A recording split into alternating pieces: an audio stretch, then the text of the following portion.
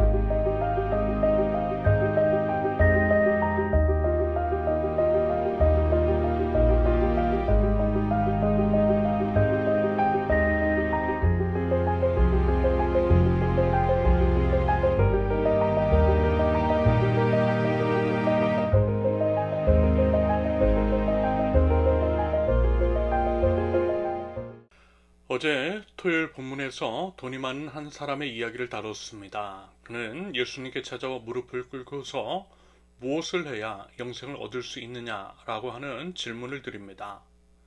그 사람은 모세의 율법, 지금으로 말하면 성경에서 제시한 기본적인 규율 같은 것들을 거의 지켰던 사람, 한마디로 교회에서 칭찬받는 사람, 모범적인 교인의 범주에 드는 사람이었던 것으로 보입니다. 예를 들어 우리가 이제 신앙인으로서 마땅히 지켜 행해야 한다라고 여기는 것들, 종교적 외적인 행위, 교회에 출석하는 것이라든지 여러 봉사를 하고 헌금을 하는 것들까지 잘 하고 있었다라는 것입니다. 예수님도요 그 부분에 대해서 인정하시고 그를 사랑스럽게 여기셨다라고 합니다. 여기서 이제 한 가지 알 수가 있는 것은 우리가 하나님께서 정해주신 규례 같은 것들을 지키며 사는 것을 우리 주님께서도요 귀하게 여기시고 인정하시며 기뻐하신다라고 하는 의미일 것 같아요. 신앙적인 행위, 종교적인 행위도 중요하다라는 것입니다. 그런데요 가끔 보면 이런 외적 행위에 대해서 대수롭지 않게 생각하는 사람들, 그러면서 은혜를 지나치게 강조하며 그에 비해 행위를 폄훼하는 사람들이 있습니다. 그런데 그건요 믿음과 구원에 대한 바르지 않은 인식입니다. 여러분, 당연히 구원은 하나님의 은혜에 의하여 믿음으로 받는 것입니다. 우리의 어떠함, 능력이나 지혜, 어떤 행함으로 받는 것이 아니라 은혜로 받는 것이 맞아요. 그러므로 우리의 공로를 자랑할 수 없습니다. 오직 주님만을 자랑하고 주님의 은혜만을 드러낼 수 있을 뿐인 거죠. 하지만 성경은 또한 분명하게 말씀하고 있더라는 것. 야고보서 2장 17절, 이와 같이 믿음의 행함이 따르지 않으면 그 자체만으로는 죽은 것입니다. 게다가요 방금 말씀을 드렸듯이 예수님께서도 부자의 신앙적 행위들에 대해서 칭찬하시고 사랑하셨다라는 거죠. 결국 행함으로 구원을 받는 것도 아니고 행함이 믿음의 조건일 수는 없으나 믿음으로 구원을 받은 사람은 그 믿음이 행동으로 드러날 수밖에 없다라는 것입니다. 믿음은 행동으로 증명이 됩니다. 그리고 여러분 한번 생각해 보세요. 교회가 세상 사람들에게 지탄을 받고 있는 이유, 여러분 우리가 그저 예수님을 믿기 때문에 그런 거 아닙니다. 오히려 믿음에 따른 바른 행실이 없기 때문인 거죠. 믿지 않는 사람들도 혀를 차는 불법과 부정을 저질러서 비난을 당하고 있는 것입니다. 교회 핑계를 대면서 직장에서, 학교에서, 가정에서 정작 자기 자신이 해야 할 일은 소홀히 하고 있기 때문인 거죠. 여러분, 진정한 예배는요 교회 건물 밖에서 시작이 돼요. 오늘 이렇게 예배를 드리고 난 이후 교회 건물 밖으로 나갈 때 우리의 진짜 예배는 시작이 됩니다. 그리고 이제 그 예배를 통해 우리 주변의 사람들도 예수님을 찬양할 수 있도록 하는 것, 이것이 말하자면 하나님 나라를 세워나가는 것입니다. 마태복음 5장 16절, 이와 같이 너희 빛을 사람에게 비추어서 그들이 너희의 착한 행실을 보고 하늘에 계신 너희 아버지께 영광을 돌리게 하여라. 여러분, 이것이 예배라는 것입니다. 우리가 하나님께 드려야 할 예배. 여러분, 세상 사람들은 우리의 모습을 통해 주님을 본다라고 누차 말씀을 드렸어요. 세상 사람들은 주일에 우리가 교회 가든지 가지 않는지에 대해서는 관심도 없고요. 사실 잘 몰라요. 다만 내 그 직장에서 어떤 삶의 태도로 살아가는지는 알아요. 왜요? 다 보고 있으니까.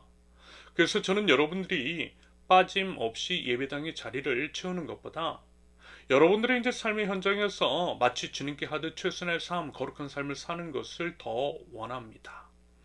교회의 외적인 성장을 위해서 여러분들이 직장을 빠지고 또 무리를 해나가면서 헌신하는 것보다 여러분들이 직장에서 정직하고 성실하며 하나님의 공의와 정의를 실현하는 삶을 살아가고 그와 같은 역할을 하는 것을 더 원해요.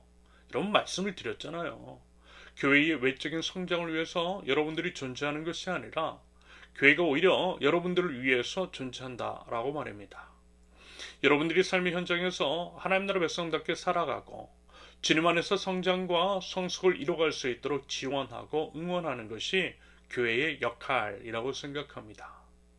여러분, 예수님께서 우리를 살리시기 위해서 죽으셨듯이 교회는 죽고 여러분들은 살아나야 합니다. 우리 예수님처럼 교회가 하나의 미랄이 되어서 여러분들이 열매 맺는 삶을 지원하는 것이 저는 성경적이라고 생각합니다.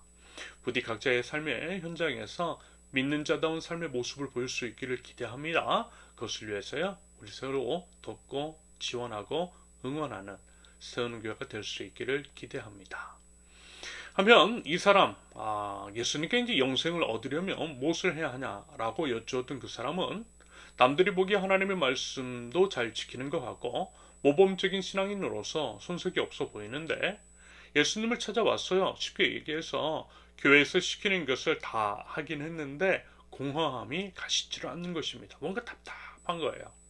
여러분 어떻습니까? 혹시 그런 마음 들어보신 적이 있으세요? 이것은 물론 아무나 느끼는 것은 아닌 것 같아요. 오히려 하나님 앞에서 몸부림쳐 본 사람만이 느낄 수 있는 영적인 허기일 수 있겠습니다. 아무튼 이제 모세의 율법을 거의 다 지켰던 종교적 열심이 있었던 그 사람은 일종의 영적인 공허함, 허전함 같은 것들을 느꼈던 것이고요. 이로 인해 신앙의 본질에 대해서 영원한 생명을 얻을 수 있는 진짜 구원에 대해서 고민도 하고 갈급해하면서 예수님을 찾아왔던 것 같아 보입니다. 저는 이것을 하나님께서 주신 마음이라고 생각해요. 사람을 사랑하셨기 때문에 그 사람을 사랑하셨기 때문에 그 마음을 주셨다라고 봅니다. 그 마음을 통해 현상 너머의 본질을 보게 하시고 영원한 생명을 얻을 수 있게 하시려는, 다시 말해서 구원을 받을 수 있는 기회를 주신 것이 아닐까라고 하는 생각이 들었습니다. 말하자면 이 사람의 이제 종교적인 몸부림과 헌신을 보신 하나님도 안타까우셨던 것이겠죠. 그가 아닌데 구원의 일은 진짜 믿음은 따로 있는 것인데 하시면서 그 사람의 마음에 갈증을 주시고 그 갈증으로 인해 예수님을 찾도록 하신 것일 수 있다라는 것입니다. 그리고 예수님께서는 구원을 받을 수 있는 진짜 믿음이 무엇인지를 알려주시고 그 믿음을 보이라고 하셨던 거죠. 종교적인 행위 말고요, 진짜 믿음에 따른 실천을 말입니다. 그리고 이제 그것이 말하자면 뭐예요? 자기 재산을 다 팔아서 가난한 사람들에게 나눠 주라는 것이었어요. 그게 바로 구원을 받을 만한 믿음인 것이고 믿음의 증거라는 말씀입니다. 그런데 여러분, 이 장면에서 한 가지 오해하시면 안 되는 것이 있어요. 뭐랄까? 예수님께서 말씀하시는 것이 그저 재산을 바치는 것 그 자체를 말씀하시는 것은 아니라는 것입니다. 다시 말해서 모든 사람들에게 재산을 바쳐서 가난한 사람들에게 나누어 주는 것이 구원의 조건이라고 말씀하시는 것은 아니라는 거예요. 이 장면을 그저 이제 표면적으로만 봐서는 안 된다라는 것입니다. 여러분, 결국 이 말씀의 의미, 예수님께서 전달하시고자 하는 본질이 뭐냐면 십자가입니다. 십자가. 죽으라는 거예요. 십자가의 초대입니다. 십자가 위에서 죽을 때의 부활의 영광, 구원을 얻는다라고 하는, 다시 말해서 십자가 없이 영광 없고 구원 없다라는 것입니다. 부자에게 있어서 생명과 같은 것은 말하자면 재산이었어요. 그는 재산에 목매달고 있었어요. 그래서 예수님은 그거 달라고 하신 겁니다. 그런데 그 부자는 못 주겠다라고 했던 것이고요. 그거 드리면 죽는 줄 알아서 못 드린 거예요. 여러분, 영원한 생명을 얻으려면 십자가를 거쳐야 합니다. 십자가 없이 영광 없어요. 구원 없어요. 십자가는 구원입니다. 그러면서 이제 십자가는 죽음이죠. 십자가 위에서 죽어야 합니다. 십자가를 거쳐야 구원 받을 수 있어요. 그러면서 이제 십자가는 죽음이지만 그렇다고 해서 지금 당장 죽으라는 것은 아니잖아요. 십자가에 매달려 죽으라는 의미는 아니라는 것입니다. 다만 우리가 이제 생명처럼 여기는 그것 있잖아요. 그걸 드리라는 것입니다. 그 믿음을 드리라는 거죠. 반복해서 말씀을 드리지만 그것이 이 사람에게는 재산이었던 것이고요. 또 어떤 사람에게는 명예나 권력이 될 수 있고요. 건강이나 미모 혹은 자식일 수도 있겠죠. 다시 말해서 자기 자신이 목숨을 걸고 싸우는 것, 자신의 생명보다 중요하게 생각하는 것, 그러한 모든 것들이 말하자면 어제 본문에 나오는 부자의 재산과 같은 것이라 생각하시면 되겠어요. 그리고 하나님은요, 바로 그것 바라신다라는 거예요. 그 또한 하나님의 것이니 하나님께서 도로달라라고 하시면 기꺼이 드릴 수 있는 그 믿음을 보이길 원하시더라는 것입니다. 그러면 여러분 어떻습니까? 우리가 이제 생명처럼 여기는 그것, 아킬레스건, 그것은 과연 무엇입니까? 여러분 말씀드렸잖아요. 이 부자는 다 했다고요. 하라는 것 다 했고요. 지키라는 것도 다 지켰어요. 겉으로는 그래서 완벽한 신앙인이었습니다. 자타공인, 나무랄 데 없는 교인이었어요. 그런데 예수님은 그거 아니라고 말씀하셨어요. 그 정도로는 안 된대요. 그거 눈 가리고 아웅하는 것이래요. 교회 출석하는 것, 봉사하는 것, 헌금하는 것, 이런 건 어쩌면 믿음 없이도 할 수 있는 것이래요. 진짜 믿음은 그런 게 아니라는 것입니다. 오히려 그거는 그런 것보다 중요한 것이 있대요. 그런데 솔직히 그 부자에게 그가 이전까지 지키고 있었던 모든 것들이 어렵지 않은 것이었거든요. 무슨 얘기냐면 힘을 별로 들이지 않고도 충분히 할 수 있는 것들이었다라는 것입니다. 그런데 힘을 안 들이고도 할 수 있는 것은 여러분 믿음 없어도 되는 겁니다. 그런 건 믿음과 무관해요. 반면에 부자에게는 재산이 제일 소중했습니다. 재산을 나눠주는 것은 마치 살점이 뜯겨나간 것 같은 고통스러운 일이었어요. 그래서 그건 많이 어려웠어요. 이런 이유로 다른 것들은 다 했는지 몰라도 재산은 움켜쥐고 있었던 것입니다. 그런데 여러분, 우리 주님께서 그걸 원하신다니까요. 우리 주님은 정확하게 그게 뭔지를 아세요. 그리고 그것까지 드릴 수 있는 것을 믿음이라고 하십니다. 여러분 기막지 마세요. 이건 절대 안 돼요 라고 하면서 손살을 치지 마세요. 그게 과연 생명보다 중하겠느냐라는 것입니다. 그리고 사실 예수님께서 우리에게 생명을 주셨는데 여러분 그게 무슨 대수겠느냐라는 거죠. 게다가 여러분 우리 십자가의 비밀을 아시잖아요. 죽으면 살아요. 그래서 여러분 그거 드리면요, 우리 주님 그거 다시 주세요. 아브라함과 이삭의 사건에서도 그러셨잖아요. 아브라함의 생명과 같은 외아들 이삭을 드리라 하셨을 때 아브라함이 이삭을 정말 드리자 이삭을 도로 주셨잖아요. 바로 이 말씀 이대로입니다. 마태복음 6장 33절 너희는 먼저 그의 나라와 하나님의 의를 구하라. 그리하면 이 모든 것을 너희에게 더하여 주실 것이다. 하나님은 약속하신 것을 반드시 지키시고요. 아브라함과 이삭의 이야기를 성경에 기록해 놓으신 이유는 우리가 이제 그러한 믿음을 동일하게 보일 때에 다시 말해서 아브라함에게 있어 이삭과 같은 우리의 생명과 같은 것들을 우리 하나님께 드리면 아브라함에게 보여주셨던 그 믿음의 역사를 우리에게도 일으켜 주시겠다라고 하는 의미입니다. 하나님의 약속이신 거예요. 그 약속 믿자라는 것입니다. 너도 너희 이삭을 한번 줘봐. 그러면 아브라함처럼 내가 너에게 복 내려줄 거야.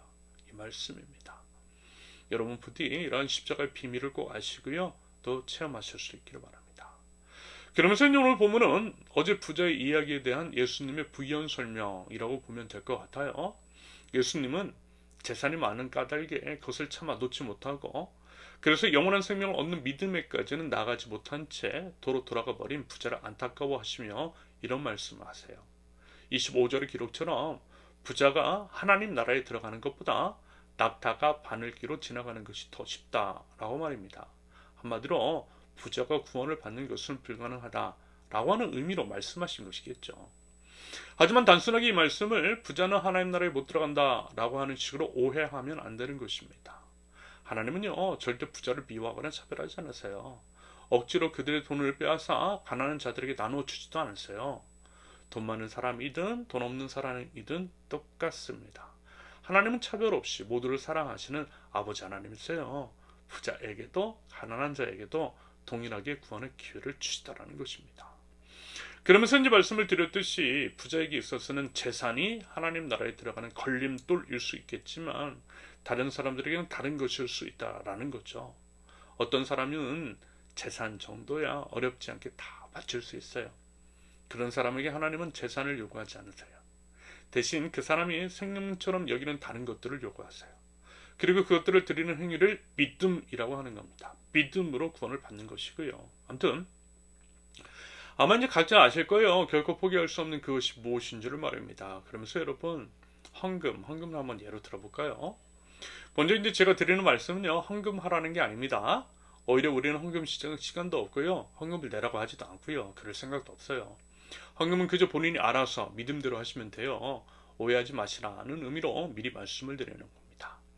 아무튼 헌금을 예로 들면 각자 이제 수준과 형편에 있어서 그래도 이제 조금 망설여지는 예수가 믿음의 표현이 아닐까라는 생각이 들어요. 바꾸고 말하면 있어도 그만 없어도 그만인 경우 별 느낌이 오지 않는 정도? 글쎄요. 그것은 믿음과는 조금 무관한 것일 수 있겠습니다. 여러분 그 정도는요 믿음 없어도 할 수 있는 것이라는 의미입니다. 지금은 이렇게 헌금을 예로 들었지만 다른 것들을 이렇게 적용시켜 한번 생각해 보세요. 하나님께서 요구하시는 믿음, 십자가라고 하는 것은 이런 것이라고요. 한마디로 마음에 갈등이 생기는 겁니다. 사실 갈등이 생기지 않는 정도는 하나님께서도 별 관심 없으세요. 그런 것들을 또 드리라고도 하지 않았어요. 오히려 부담되는 것들이 있잖아요. 해야 되나 말아야 되나?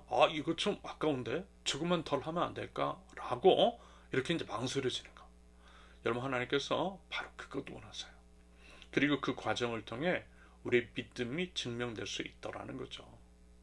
한편 부자가 하나님 나라에 들어가는 것을 어렵다라고 하셨을 때 사람들은 다 놀라요. 놀라서 이런 얘기를 합니다. 26절에서 그렇다면 다시 말해서 부자가 구원을 받을 수 없다면 대체 이제 누가 구원을 받을 수 있겠느냐고 예수님께 반문을 드립니다. 이 내용의 의미 사람들이 이제 그렇게 놀라고 반문했던 의미를 제대로 알려면 그 당시 이제 시대적인 상황, 그 시대 사람들의 일반적인 인식, 특별히 그리고 이제 부자에 대한 생각을 알고 있어야만 합니다. 한마디로요, 그 당시에 부자는요, 하나님으로부터 복받은 사람으로 여겨졌어요. 그러면서 이제 복의 개념에 대해서 아셔야 할 것이 있는데요. 보통 구약에서 말씀하고 있는 복이라고 하는 것은 현세적인 복이었죠. 신앙이 없는 사람들이 생각하는 것과 크게 다르지 않았습니다. 돈이나 땅 많은 사람들, 오래 사는 사람, 요즘처럼 이제 기기가 아닌 보통 사람의 힘으로 농사나 목축을 하던 시절에는 사람 자체가 생산의 수단이고 자본이었으니 자식이 많은 사람을 하나님께 복받은 사람으로 여겼어요. 하나님께서 함께 하시고 복을 주신 증거라고 여겼던 거죠.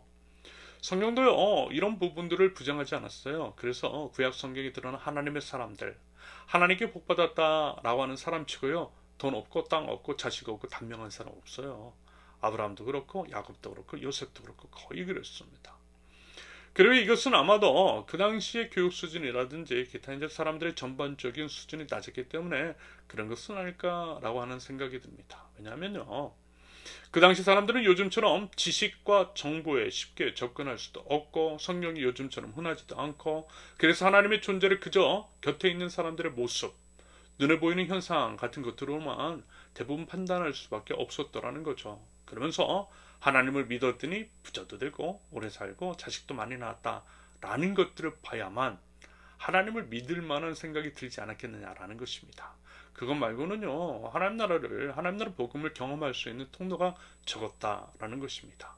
반대로 하나님을 믿었더니 가난해지고 갑자기 사람이 죽고 어려운 일이 생긴다면 여러분 그 당시 사람의 수준에서는 하나님 안 믿었을 것이라는 거예요. 그러므로 이러한 시대적인 상황과 인간적인 연약함을 하나님께서 고려하시고 배려하셔서 세속적인 복과 비슷한 것들을 허락하신 것일 수도 있겠다라는 생각이 들었어요.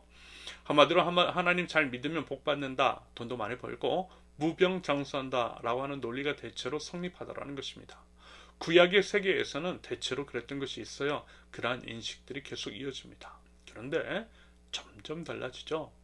예수 그리스도의 십자가의 죽으심과 부활 이후에는 하나님께서 말씀하시는 복의 개념이 명확하게 달라집니다. 아무튼 진짜 복은요 당연히 우리 주 예수 그리스도 때문에 당하는 고난입니다.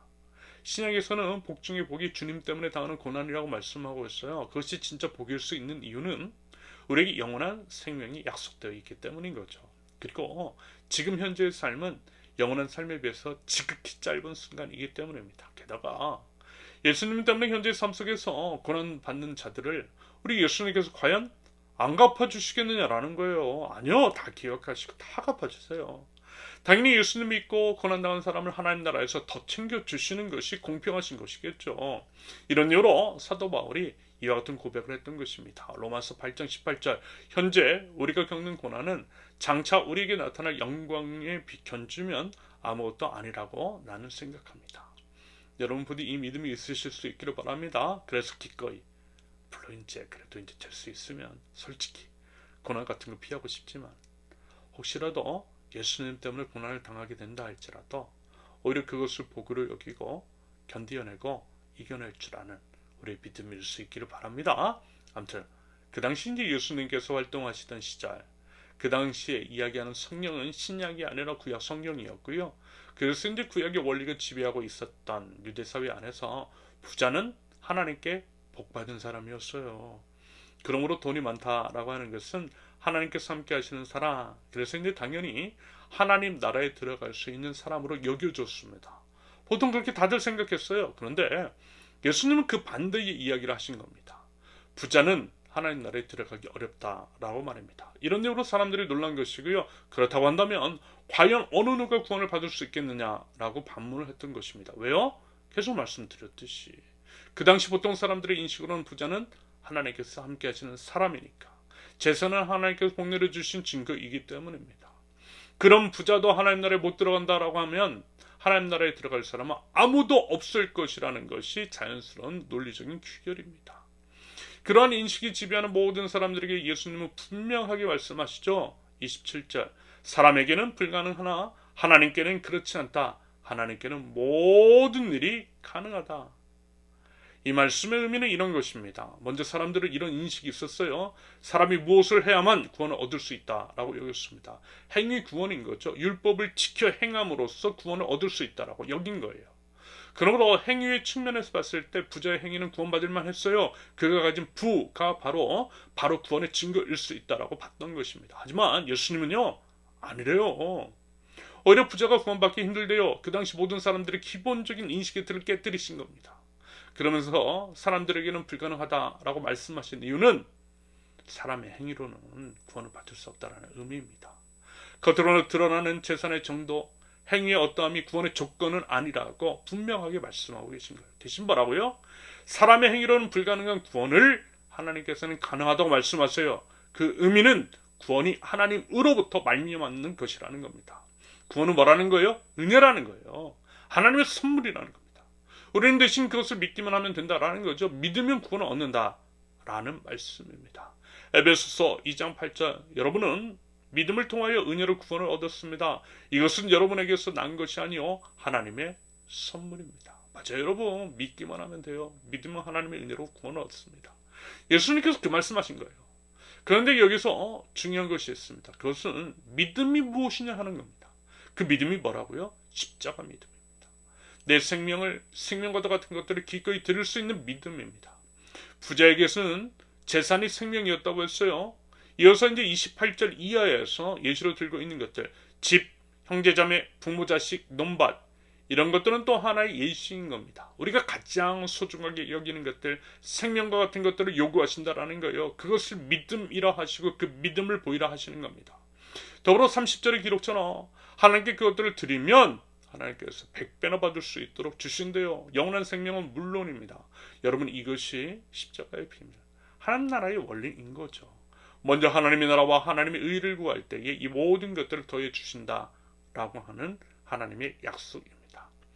결국 반복해서 말씀을 드리지만 십자가예요. 십자가 믿음, 주님께서 매달리신 십자가 위에서 매달리신 주님만이 주님의 은혜로만, 주님을 믿는 믿음으로만 구원을 얻을 수 있다라는 것이고요. 영원한 생명을 얻을 수 있다라는 것입니다.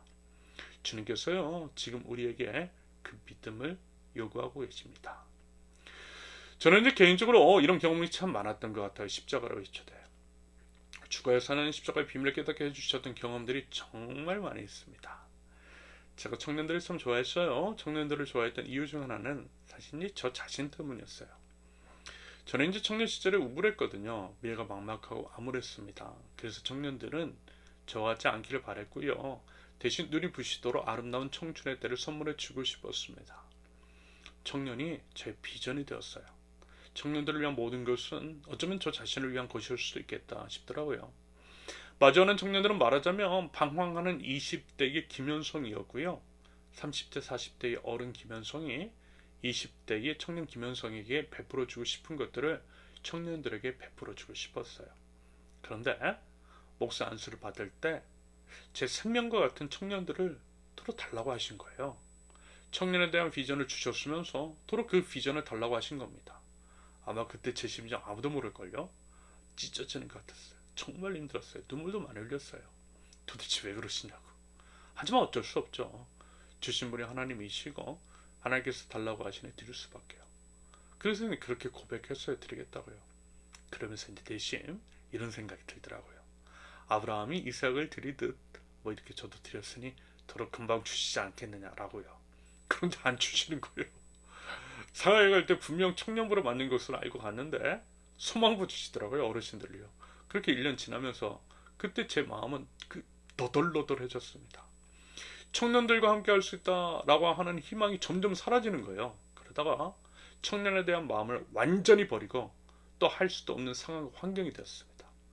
그때 이제 십자가 위에서 말하자면 완전히 죽은 거죠. 그랬더니 갑작스럽게 상황이 변화되면서 제가 이제 대학 후에 긴급 투입이 되었던 겁니다. 그래서 이제 그 청년들과의 만남이 지금까지도 이어지고 있는 것입니다. 죽으니 주시더라고요. 하면 이제 제가 목사 아들로 태어나 죽어도 목사하기 싫었거든요. 게다가 개척교회는 더더구나 싫었습니다. 말씀드렸잖아요. 매의 무서움은요, 매를 맞아본 사람이 잘 알아요. 그래서 저는 개척교회 너무 두려웠어요. 그런데 보세요. 죽어도 하기 싫다라고 했던 목사를 시켜주시고 죽어도 하기 싫다라고 했던 개척교회 하게 해주시잖아요. 목사도 개척교회도 저한테는 올라가고 싶지 않은 십자가였어요. 그런데 자꾸 올라오라고 하셔서 올라갔어요. 그 십자가 위로 올라갔더니 그래서 목사도 하고 요즘 같은 세상에 분립개척도 아니고 아무것도 없이 교회를 시작했는데 여러분 우리 다 보고 있잖아요. 죽으니 살려주시는 것을 말입니다. 십자가의 비밀을 말입니다. 목사하고 개척교회 하면 죽는 줄 알았는데 죽으면 죽으리라 하고 주님께 순종했더니 먹여주시고 살려주시고 채워주시고 좋은 길로 인도해 주시잖아요. 여러분 이게 바로 십자가의 비밀, 십자가의 능력인 거죠. 저는 이런 게 너무 많아요. 셀 수 없이 많아요. 그러니 어찌 순종하지 않을 수 있겠느냐라는 것입니다. 하지만 그렇다고 해서요 십자가가 쉬운 거 전혀 아닙니다. 여전히 십자가는 어려워요. 여전히 십자가로 초대하시는데 여전히 힘들어요. 두려워요. 피하고 싶어요. 하지만 하나님께서 제게 믿음을 주시더라고요. 말씀을 통해서 과거의 경험을 통해서 확신을 주시더라고요. 그래서 조금씩 할 수 있는 것 같아요. 사람으로서는 할 수 없는 것은 주님은 가능하게 하시더라고요.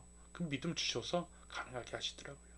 그래서 여러분 우리 주님 바라보고요. 우리 주님 의지하면서 우리 주님 먼저 올라가신 십자가 위로 우리도 한번 올라가 보자라는 거예요. 먼저 보여주신 그 십자가 그리고 그 안에 담긴 놀라운 사랑 주님께 내 생명과 같은 것 생명까지도 드리는 믿음 보여드릴 때 영원한 생명은 물론이고요. 구하지 않은 것들까지도 채워주시는 우리 하나님이신 줄로 믿습니다. 바라기는 오직 주님께 내 생명을 드리는 십자가의 그 믿음을 드릴 줄 아는 저와 여러분들이 있을 수 있기를 예수님의 이름으로 축원합니다. 함께 기도합니다. 사랑의 아버지, 우리를 구원하신 주님, 주님의 그 사랑과 은혜의 감사와 찬양을 올려드립니다. 하나님의 사랑과 은혜를 알아서 그에 대한 합당한 반응이 있는 저희들의 모든 삶 되게 하옵소서. 우리 주님의 십자가를 바라봅니다. 죽어야 사는 십자가의 비밀을 깨닫게 하옵소서. 십자가 위로 올라가시어 먼저 본을 보여주신 우리 주 예수 그리스도를 따라 십자가로 올라가는 믿음을 하나님 저희들에게 허락하여 주시옵소서. 모든 것은 하나님의 것인 줄로 믿습니다. 하나님의 것을 하나님께 드릴 줄 아는 믿음을 주옵소서. 생명까지도 드릴 수 있는 믿음을 허락하여 주시옵소서. 주님을 향한 온전한 믿음을 저희의 삶으로 증명하는 저희들 되게 하여 주시옵소서. 사람이 할 수 없는 것도 하나님은 할 수가 있으시며 믿음 또한 부어주시는 주님이신 줄로 믿습니다. 하나님의 사랑과 은혜가 저희를 인도하시되 저희의 힘으로는 갈 수 없는 영원한 하나님 나라로 이끄시는 줄로 믿습니다.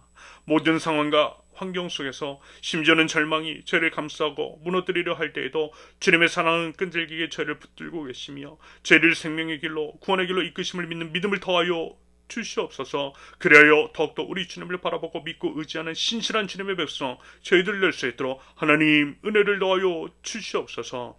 참으로 혼란스럽고 어지러운 세상입니다.